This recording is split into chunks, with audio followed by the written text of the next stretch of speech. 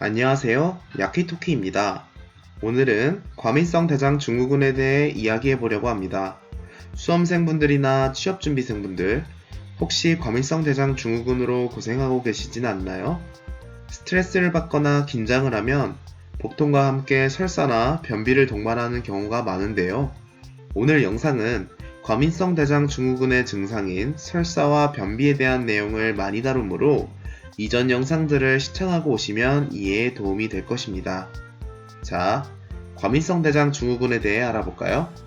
과민성 대장 증후군, 즉 IBS는 내시경 검사나 CT 등에서 특별한 이상이 발견되지 않음에도 불구하고 복통, 복부 팽만감, 배변 횟수나 배변 형태의 변화 등 불편한 증상이 지속되는 만성 질환입니다. IBS는 생명을 위협하는 질병은 아니지만 삶의 질을 떨어뜨리며 심지어 IBS를 겪고 있는 환자분들 중 불안과 우울증에 시달리는 사람이 많다고 합니다. 그렇다면 IBS의 원인은 무엇일까요? 아쉽게도 IBS의 원인이 명확하게 밝혀지지 않았습니다. 다만 장관의 비정상적인 운동, 정상인에 비해 음식물이나 가스 등에 예민하게 반응하는 내장 감각, 장내 세균총의 변화, 유전적 요인, 스트레스, 식습관 등 다양한 원인이 복합적으로 작용하는 것으로 알려져 있습니다.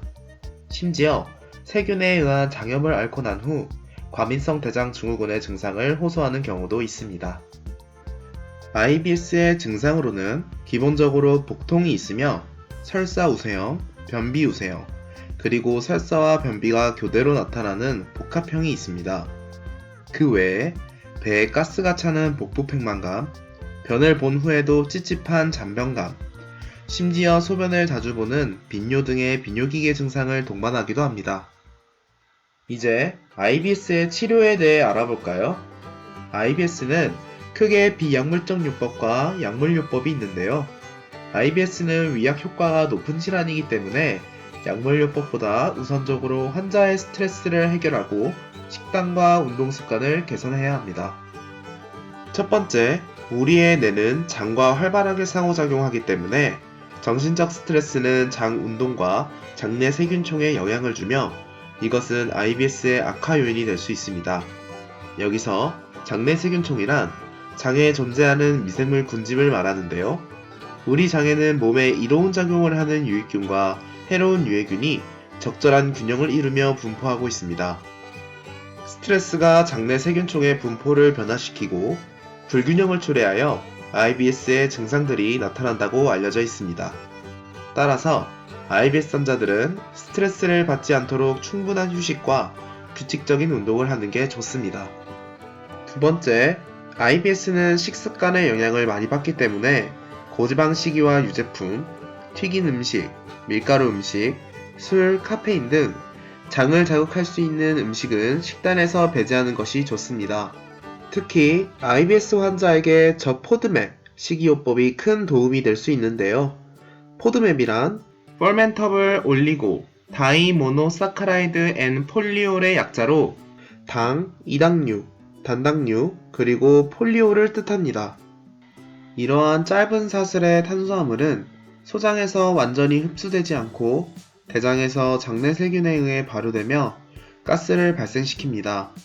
또한 삼투압에 의해 장관 내 수분을 증가시켜 복통, 복부 팽만, 설사와 같은 증상을 유발합니다. 최근 연구에 따르면 저포드맵 시기는 IBS 환자의 증상을 유의미하게 감소시켰으며 그뿐만 아니라 삶의 질의 향상에 도움이 된다고 하네요. 포드맵이 많이 포함된 음식은 다음과 같습니다. 평소 과민성 대장 증후군으로 고생하셨다면 이런 음식들을 조금씩 줄여보시는 게 어떨까요? 이제 약물요법에 대해 알아보겠습니다. 아쉽게도 아직까지 IBS의 원인을 직접적으로 치료하는 약은 없습니다. 약물 치료는 환자의 증상을 듣고 완화시키는 방향으로 진행되는데요. 첫 번째, 복통을 줄이기 위해 장의 과도한 수축을 진정시키는 약을 사용합니다. 다양한 기전의 약물이 있으며 저번 설사 영상에서 소개했던 스코폴라민도 IBS에 사용되기도 합니다. 스코폴라민은 항콜린제로서 위장관 평활근을 수축시키는 아세틸콜린이 수용체에 작용하는 것을 차단하여 장의 과도한 수축을 완화시킵니다. 또 다른 기전의 약물로는 트리메부틴이 있는데요. 위장관 내부 신경층에 존재하는 엔케팔린 수용체에 작용해 대장에서의 비정상적인 운동을 조절합니다.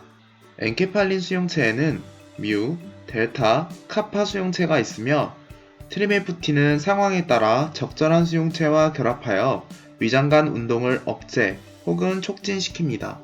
즉, 양면적인 작용을 하기 때문에 설사형과 변비형 모두에 사용할 수 있으며 복통과 복부팽만을 효과적으로 개선시킵니다. 마지막으로 여러 약물을 사용해도 복통이 완화되지 않는 난치성 환자의 경우 항우울제 처방이 고려되기도 합니다.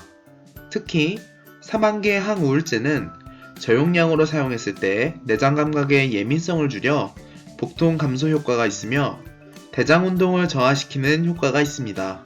대표적으로 아미트리틸린이 있습니다. 두 번째, 설사 우세형 환자의 경우 지사제를 사용합니다. 마찬가지로 저번 시간에 소개했던 로페라마이드가 있습니다. 로페라마이드는 장 운동을 저하시켜 수분이 체내로 흡수되는 시간을 연장시키기 때문에 수분이 많은 설사 형태에서 정상 굵기의 배변을 유도합니다. 또 다른 약물로는 리팍시민이라는 항생제, 즉 우리 몸에 흡수되지 않고 장에 작용하는 항생제를 단기간 사용하여 IBS의 전반적인 증상을 개선시키기도 합니다. IBS의 원인으로 장내 세균총의 이상이나 소장 내 세균의 과증식이 제시되고 있고, 세균을 제거하는 항생제의 사용은 일부 설사형 환자의 증상 개선에 도움이 될 수 있습니다. 마지막으로 세로토닌 3형 수용체 기량제인 라모세트론이 설사형 환자에게 처방이 고려되기도 합니다. 라모세트론은 장에 있는 신경에 작용하여 대변이 대장을 통과하는 시간을 연장시키고 내장 감각의 민감도를 감소시킵니다. 결과적으로 설사와 복통 증상을 개선시켜 삶의 질을 향상시킵니다. 세 번째, 변비 우세형 환자의 경우 변비 영상에서 소개했던 폴리카보필, 폴리에틸렌 글리콜과 같은 하제를 사용합니다. 하제의 경우 스스로 수분을 흡수하고 배변의 부피를 증가시키며 변을 부드럽게 하여 배변을 용이하게 하거나 삼투압을 높이는 이온이나 분자를 이용하여 배변 횟수를 늘립니다. 단, 이러한 하제에도 반응이 없는 환자의 경우 세로토닌 4형 수용체 작용제인 프루칼로프라이드의 처방이 고려되기도 하는데요. 프루칼로프라이드는 세로토닌 4형 수용체에 선택적으로 작용하여 장의 운동을 촉진합니다. 따라서 변비형 환자와 같이 둔화된 장의 기능을 개선하여 배변 활동에 도움을 줍니다. 네 번째, 장내 세균총의 불균형이 IBS의 원인 중 하나라고 말씀드렸던 거 기억나시나요? 장내 세균총의 균형을 개선시키기 위해 유익균인 프로바이오틱스를 IBS 환자들에게 권유하는데요. 복통, 더부룩함, 복부팽만 등의 증상 호전에 도움이 된다고 하네요. 직접적인 치료제는 아니지만 전반적인 장 건강을 개선시키므로 꾸준한 복용을 통해 도움을 받아보시는 건 어떨까요? 오늘 이렇게 과민성 대장 증후군에 대해 알아보았습니다. 스트레스에 가장 큰 영향을 받는 질병인 만큼 편안한 마음을 가지고 꾸준한 운동과 좋은 식습관을 유지한다면 증상이 좋아지지 않을까요? 긴 영상 시청해주셔서 감사합니다. 다음 영상은 소화불량에 대한 영상으로 돌아오겠습니다. 영상이 유익했다면 좋아요와 구독 부탁드립니다.